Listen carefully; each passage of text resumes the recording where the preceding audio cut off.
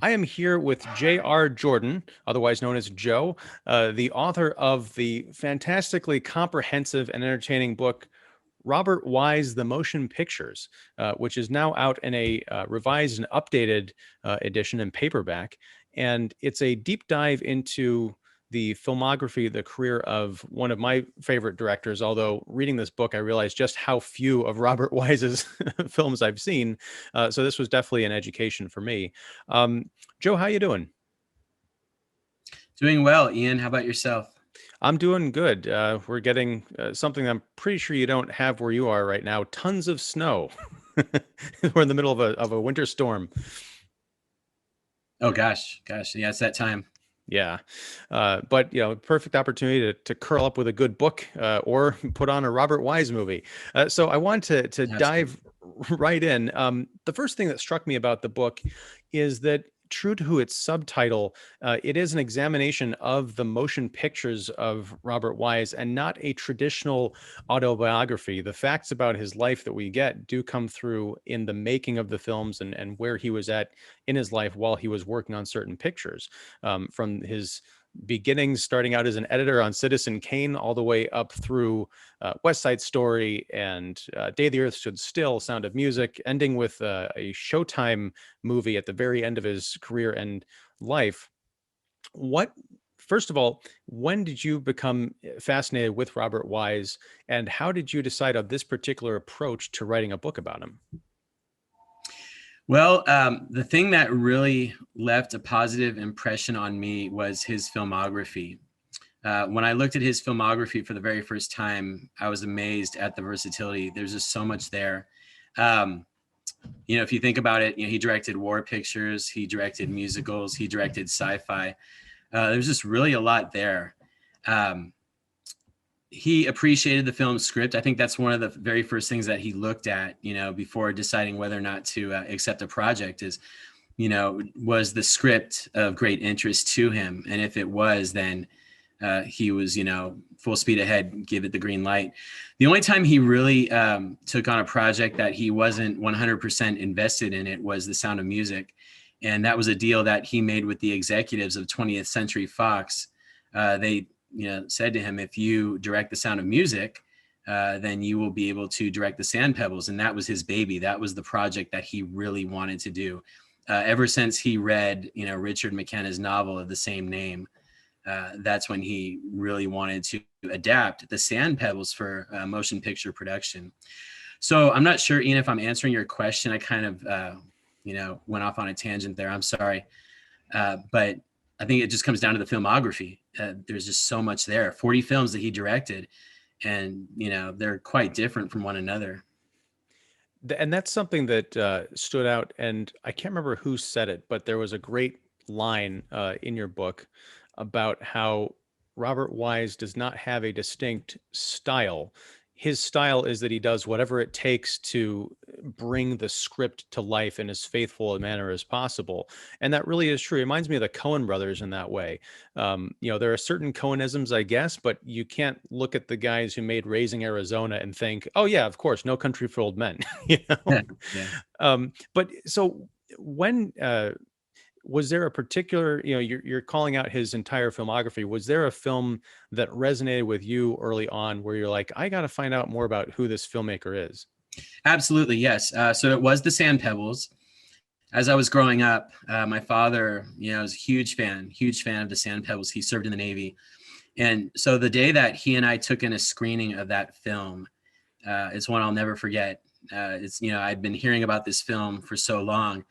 And finally, when my father and I, sat down and, took in a screening of that film, I couldn't believe what I was seeing. I was captivated for the entire 3 hours, actually over 3 hours. It's over 3 hours.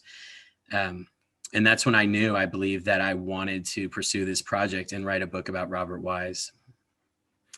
And from that point, once you make that decision, well, actually, let me go back because I'm jumping ahead.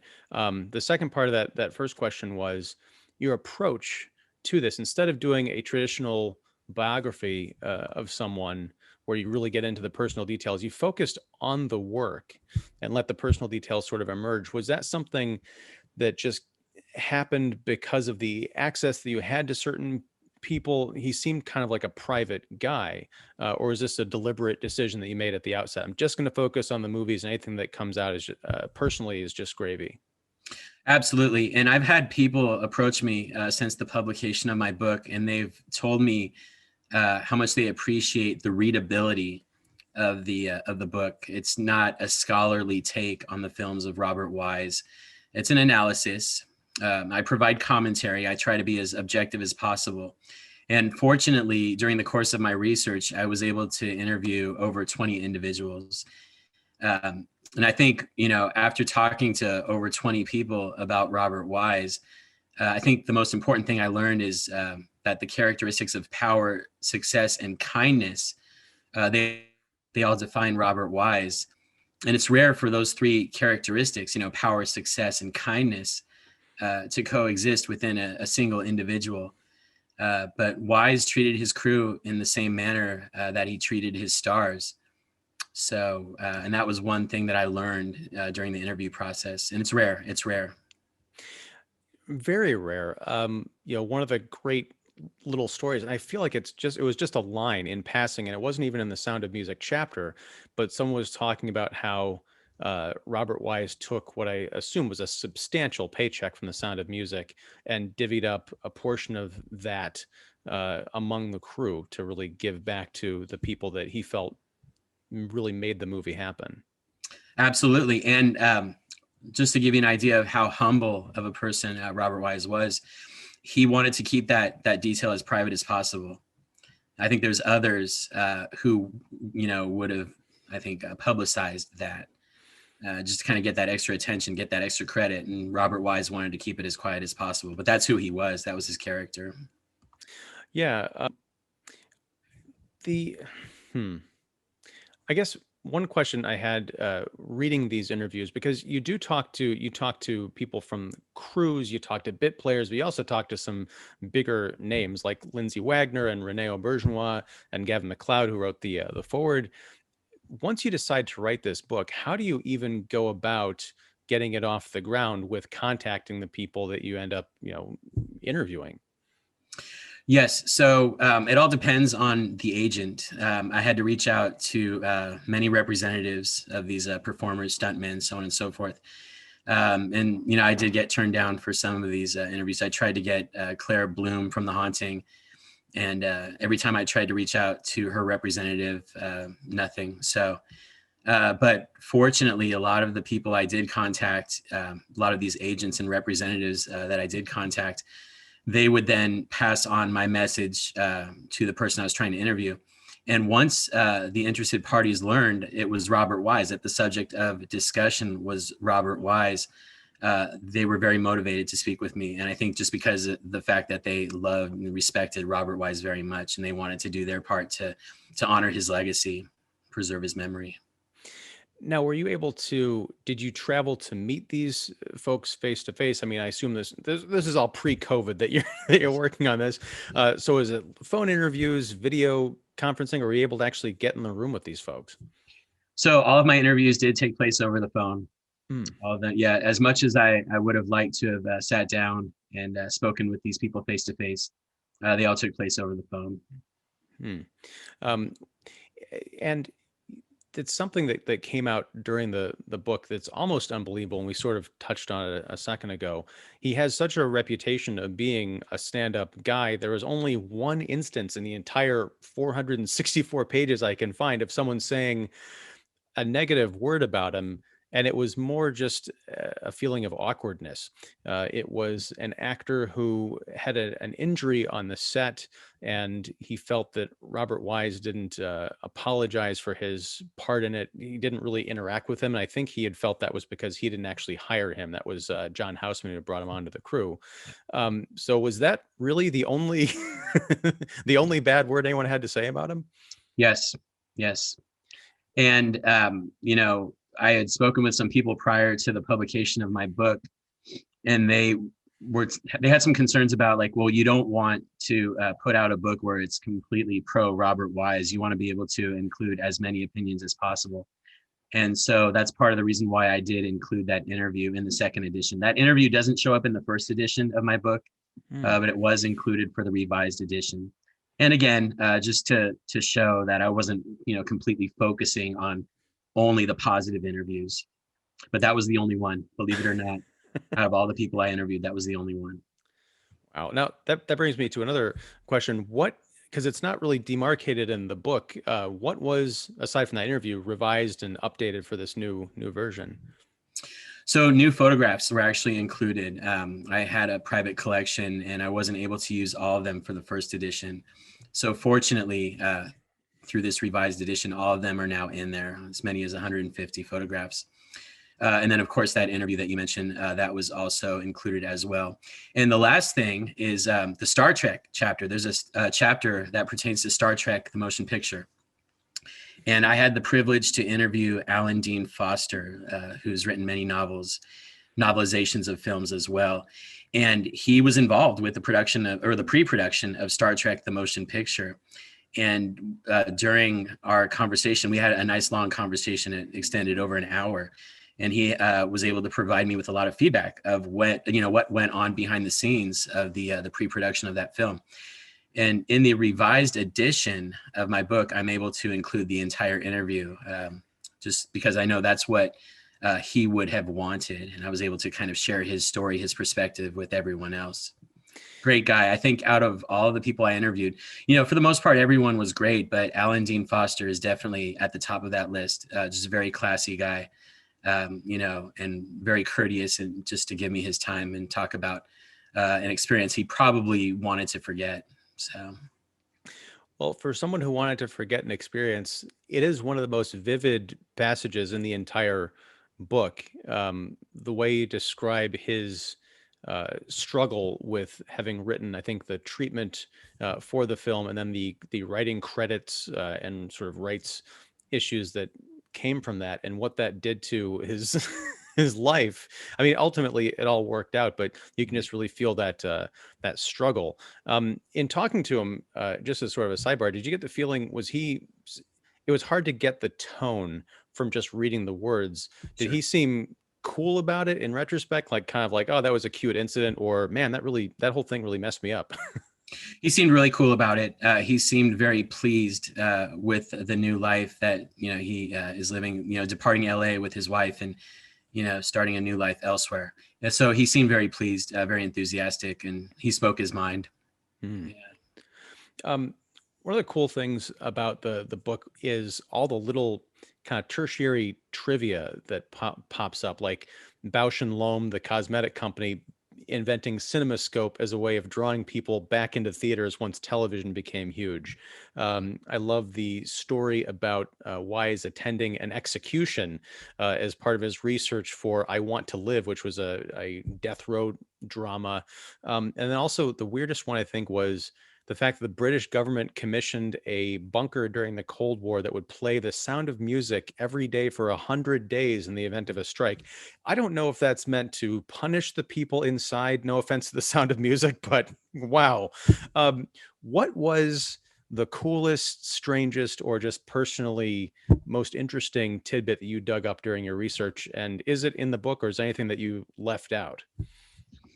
I think the most important thing to me, and it is in the book, is that Robert Wise explored societal issues that were relevant at the time.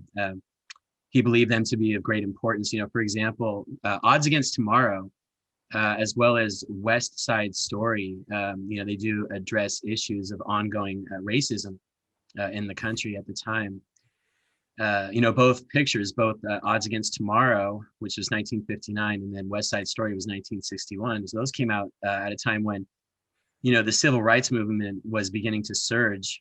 I think Robert Wise, championed these causes, and his support for these causes, they became evident through the motion pictures that he directed.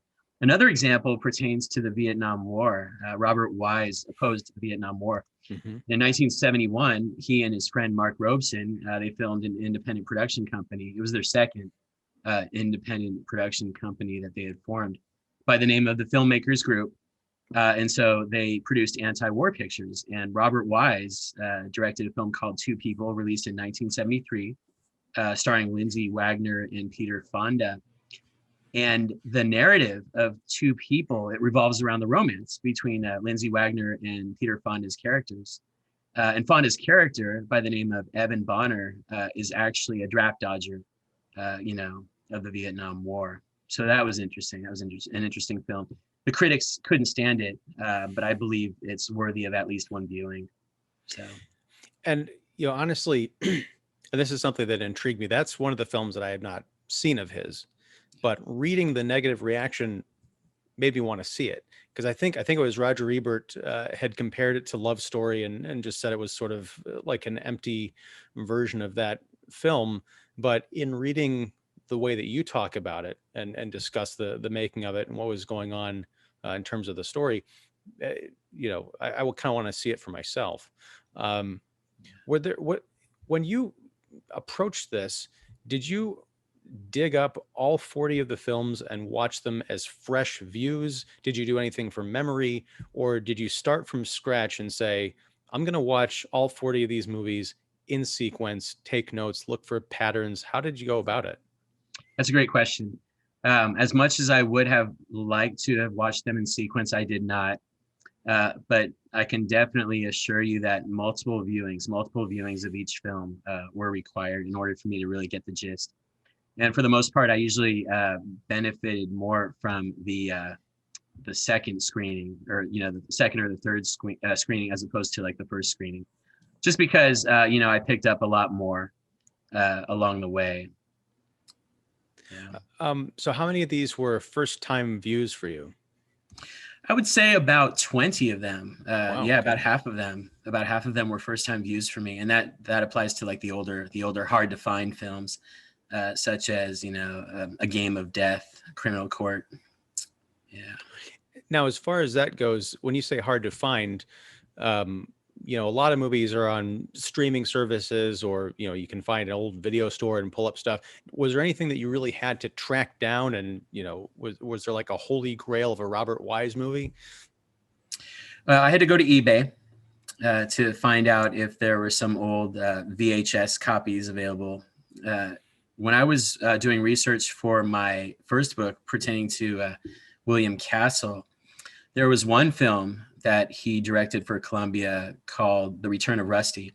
And Columbia, the archives, they didn't even have a film print of The Return of Rusty. So fortunately, Mickey Kuhn, who starred in The Return of Rusty, and he appears in Gone with the Wind as Bo. I was able to get in touch with him, and he had a copy of The Return of Rusty. Had it not been for him, I never would have been able to screen that film and then write about it. To this day, I don't know if anybody other than Mr. Kuhn has a copy of The Return of Rusty. But just to give you an example of researching these older pictures and how to go about finding them, for me that's the most amazing story, to be able to get a DVD copy of a forgotten lost film.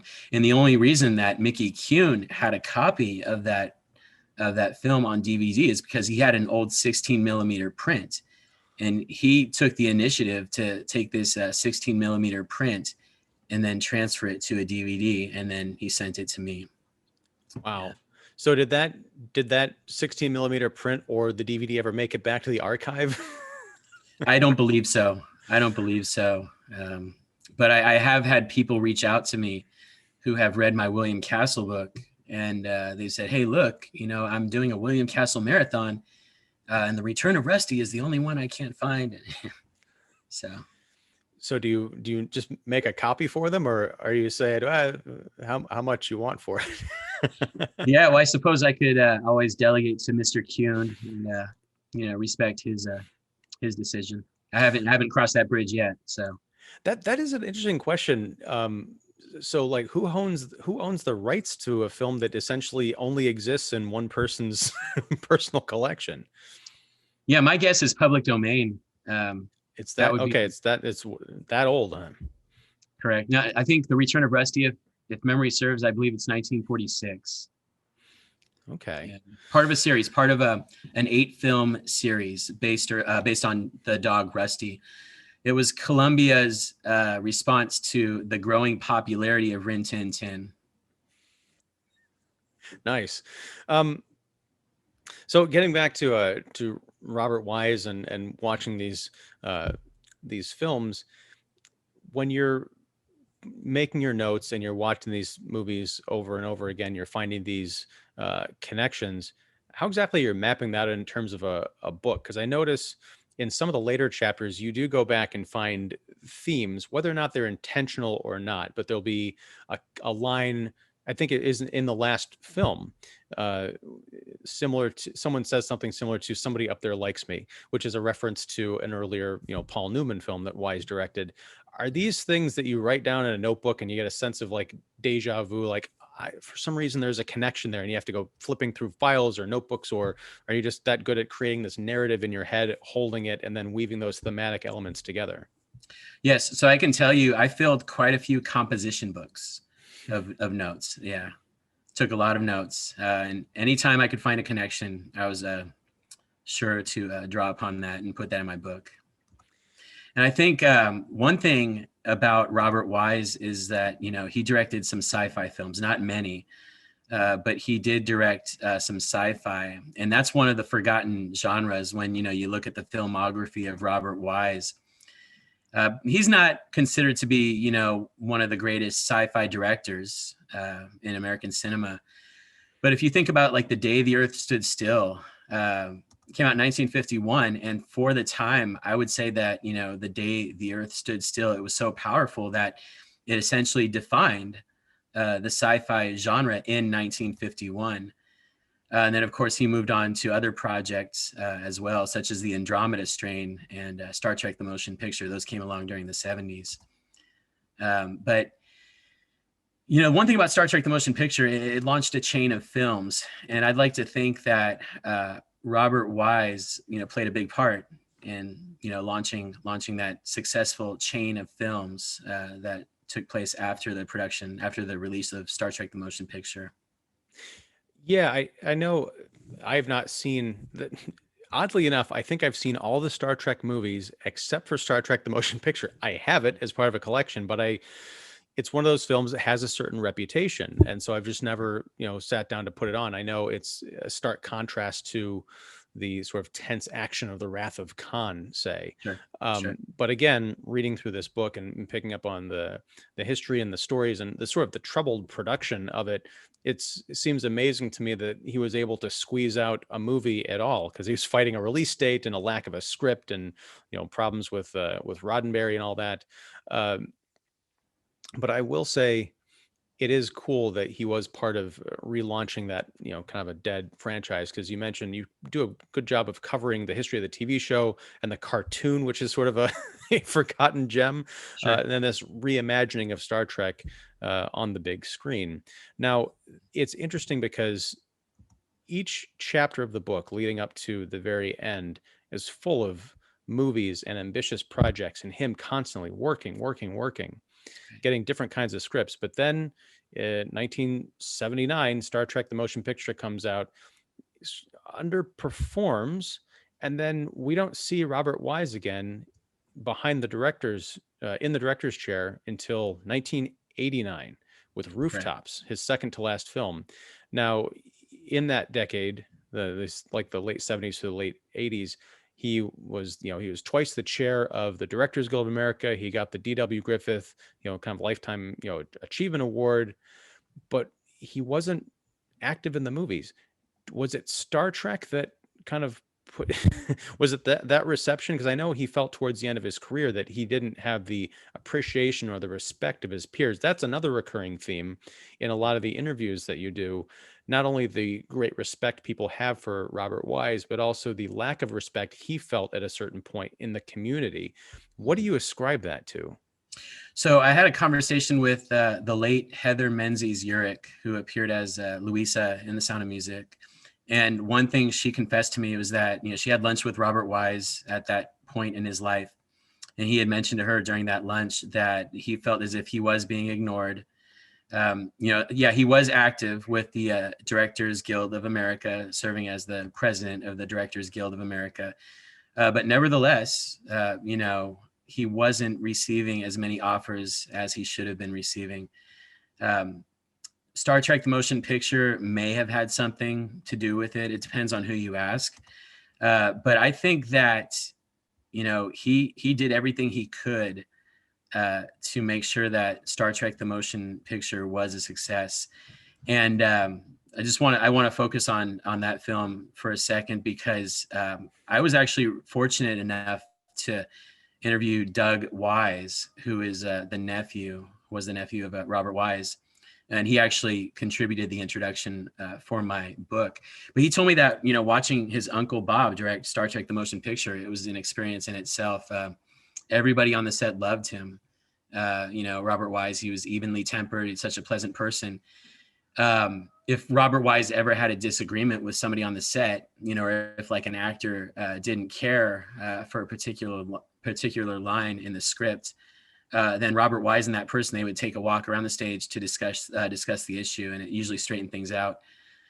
But I think, Robert Wise had to play the hand that he was dealt, because the production of Star Trek the motion picture, it was so difficult because the studio decided to begin shooting without a completed script. And the movie had been pre-booked in theaters in order to provide an extra source of revenue for it to be produced. So, Paramount is facing this specific release date. But during the production of Star Trek the motion picture, you have these problems that would arise on a day-to-day basis.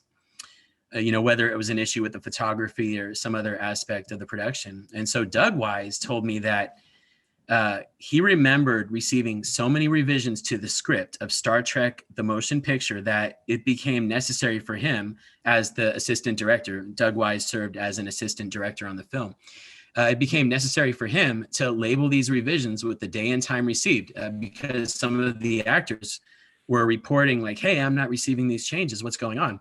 So Doug Wise ended up taking these people's call sheets, stapling the changes to their sheets. And whenever he handed them these changes, he would always require a signature. So therefore, if anybody ever claimed like, hey, I'm not getting these revisions, Doug Wise was at least cleared of any wrongdoing. But at some points, and this is a story I've mentioned in other interviews as well, that, at some points, the cast and crew of Star Trek the motion picture would stop filming altogether because they just ran out of material. And so what would happen is everybody would go to a soundstage next door. It was a vacant soundstage next door on the Paramount lot. And there was this table in the form of a big U shape that was located in the center of this stage. And there were many chairs provided for, cast and crew. So Gene Roddenberry's people would bring any and all script revisions to the table and then distribute these revisions to everybody who was present at the meeting. The performers, Shatner, Nimoy, everybody else, they took some time to read and review the changes. Finally, everyone would go back to the main stage and start shooting the new material. But the experience, as described to me by Doug Wise, the word that he used was bizarre, that the entire experience was bizarre.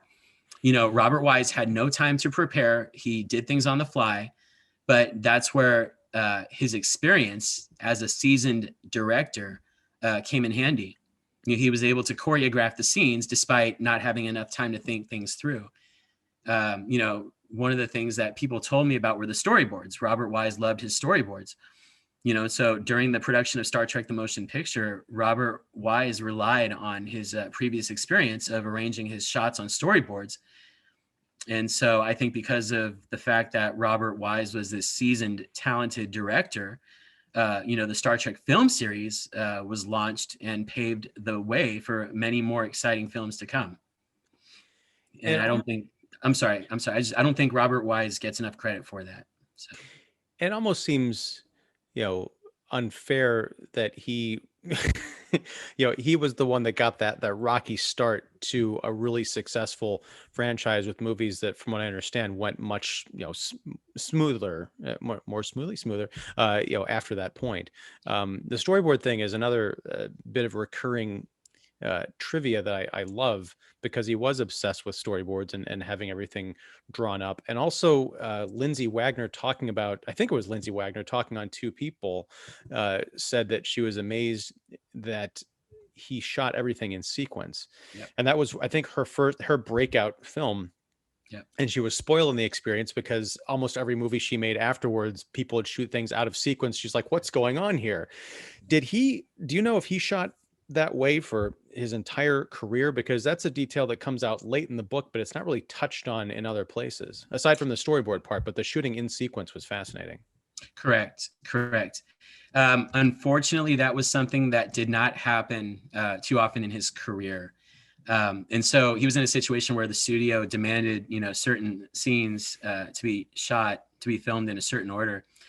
But, he had so much experience as an editor, prior to directing his first feature, he had so much experience as an editor. And it came in handy. And so, yeah, he created the storyboards, which were, shot by shot depictions of particular scenes. Another thing that Robert Wise would do is he would frequently record notes onto the shooting scripts of his films. And so, when the time came for the post-production phase of the film, these notes were actually of great benefit to the editors. Another thing about Robert Wise is that he was economical. He preferred not to shoot extra footage if the opportunity ever presented itself. And as a result, he knew exactly what was needed when the time came for the editors to cut the film. So again, storyboards, scribbling notes onto the shooting scripts of the films. These were the things that he relied on to make him successful. And the post-production team loved him for it. Now, I'm an artist by trade, so reading about these storyboards, I was imagining all these different types of films he was working on, what those might look like. Do you know if those were just tossed aside? Do you know if anyone collected them? Do they exist somewhere in an archive? Could those be in a book? Absolutely, absolutely, yeah. At the University of Southern California, there are Robert Wise's private personal papers that, as soon as this whole COVID-19 thing comes to pass, then I would imagine the library will reopen and people will have access to those personal private papers. There's a list online. It's the OAC, the Online Archives of California, that list all of Robert Wise's personal papers. And some of them, would include like correspondence with studio bosses. Now, you can look at that list on the OAC, and then you can go to other sites which have archives and see if maybe like duplicates exist online, which would save a person a trip to Southern California to USC. But there's a lot there. There's a lot there. And there have been other books about Robert Wise as well that have come out, such as Shadowlands, which was written by Wes Gehring. And then the films of Robert Wise, which was written by Richard Keenan. And those dive deep into, the life of the man, the biography. So did you read those before you started writing in order to figure out what to avoid, like, oh, this has been talked about, or I don't want to write like this? Or did you just dive in, do your own thing, and catch up with those later if you have read them? So I did look at them. I have not read them in their entirety, but I definitely did look at them. And again, but this just goes back to the comments that I'm receiving from people who are telling me that they appreciate the readability of my book, and that I didn't make it too scholarly. I just want people to kind of use it as a guide. Anytime anyone wants to, have a Robert Wise Film Festival, I'd like to think that my book would be a chosen resource for that festival. Or even if somebody wants to have some kind of informal gathering at home. And like you mentioned earlier, sometimes the weather gets really awful. What a perfect time to stay home and watch films. If my book serves as a suitable companion for an event such as that, that would be great. So, Are there other, you mentioned William Castle, now you've done Robert Wise. Are there other filmmakers that you have written about or that you want to write about, say, for an upcoming project? so about two or 3 weeks ago, I finished the manuscript of my third book, and it pertains to Billy Wilder. Mm. So I'm going to go ahead and I'm going to spend some time proofreading that, getting my photographs together. And then I'll send the manuscript to the publisher probably later this year. And then the turnaround time usually takes about a year. So here we are in January of 2021. So hopefully the Billy Wilder book will be published sometime mid 2022. Wow, that's really cool. And with Billy Wilder, what was the impetus there? Like, how do you choose your film subjects or the filmmakers that you are going to turn into subjects for a book? So some of it has to do with the filmography. A lot of it has to do with the experience. If there's like a cherished memory in my past, um, then it will resonate with me, and then I will make the decision to write the book. It's a big decision because, as you know, a lot of time goes into a project of this nature. But with the Robert Wise book, it all goes back to that screening of the Sand Pebbles. And with the Billy Wilder book, I would have to say that when I watched the front page, there was a screening of the front page that really had a positive impact on me, and I think that factors considerably into my decision to write that book about Billy Wilder. Cool.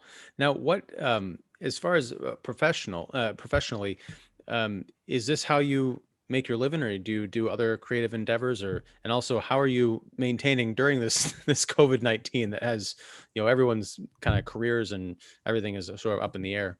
Yes, so it's a labor of love. It's a labor of love.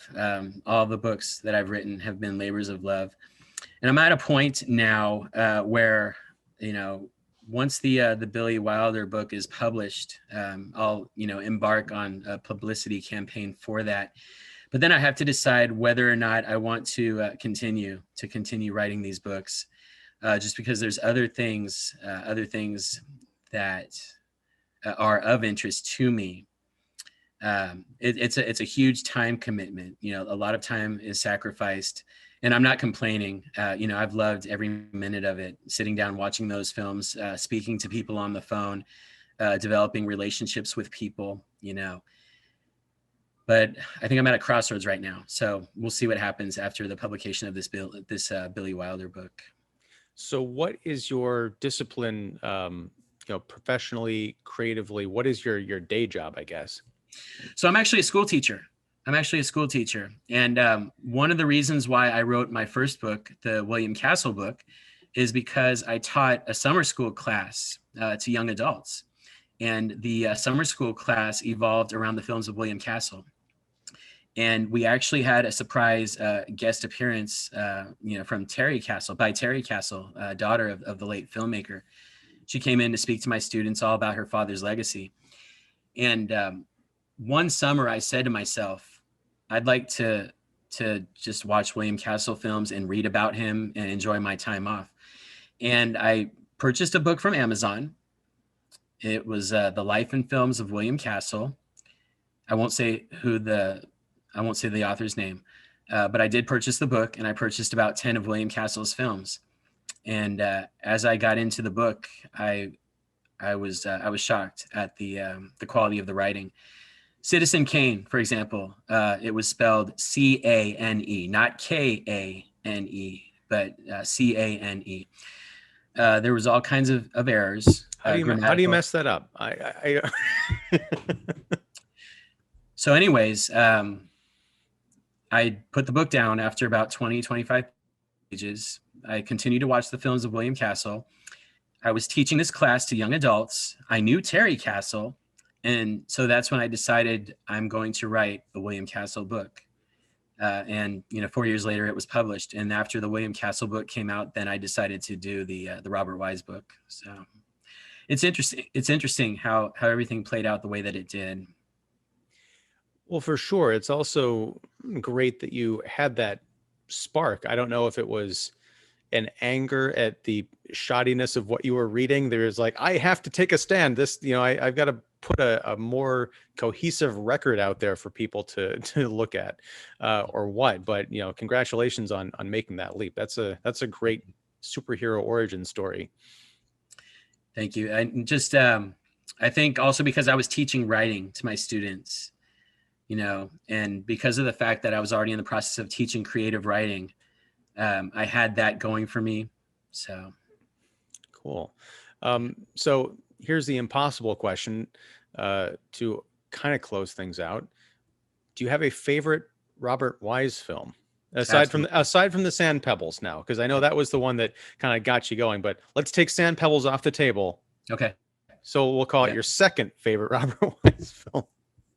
Great. Great. Yes, that would be Until They Sail. Until They Sail, which is a World War II drama. Uh, the narrative evolves around four sisters living in New Zealand at the time of the war, and it came out in 1957. And it's got a great cast: Joan Fontaine, Sandra Dee, Gene Simmons, and it's forgotten. It's under the radar. Again, you know, when people look at Robert Wise, they look at The Sound of Music, they look at West Side Story.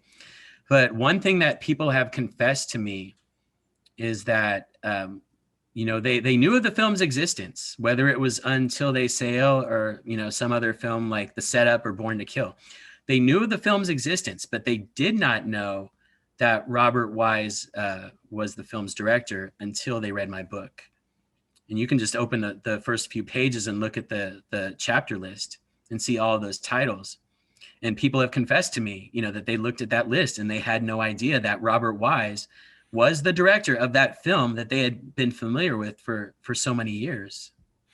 You know, it's funny. I did a podcast. I think I mentioned to you a week or so ago that it was coming up, but it's actually up. My millennial correspondent friend named Cole, he's in his 20s, and we do a monthly show where I introduce him to a movie that he should have seen by now. And we talked about The Day the Earth Stood Still. And at the end of the conversation, I said, you know, you're not going to believe it. This is the same guy who made West Side Story and The Sound of Music. And he's like, what?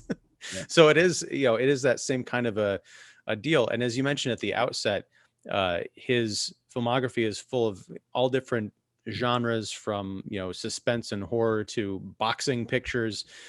He is just really well rounded. And I guess my final question is, what do you think his legacy is? Because I don't hear his name bandied about in the modern context as being an influence that much. But you know, can you see his legacy in modern motion pictures? Or if not, what do you think his legacy actually is?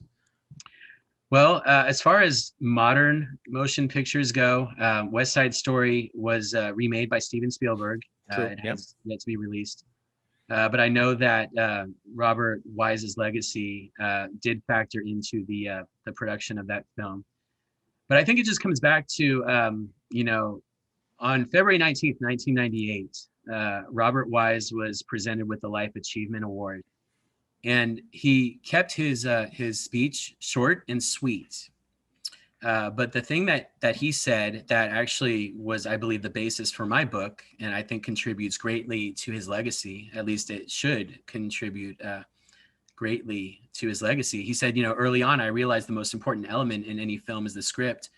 And then he gave credit to screenwriters like Ernest Lehman, Nelson Gidding, Robert Anderson. He felt that Robert Wise felt that he owed it to the audience to faithfully bring the work of these screenwriters to the screen to the best of his creative powers.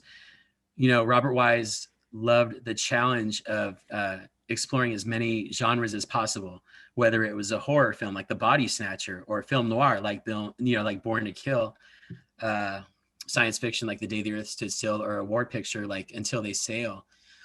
You know, even though most people remember Robert Wise for the musicals he directed, it's important to understand that he really appreciated that challenge of exploring as many genres as possible. Cool. And yeah, I that is something that I would like to see more of in the directors that we sort of boost up today. I mean, the Coen brothers and maybe a couple other examples, like even I guess the Wachowskis, are folks who, you know, you look at their filmography and it's kind of hard to narrow them, you know, to pin them down as, oh, these are the sci-fi people, these are the western or the comedy folks. So yeah, I guess I'd like to see more of that. And also, given some of the news that we've heard coming out of Hollywood in the last 5 years, it is nice to see or to read about stand-up people from decades past.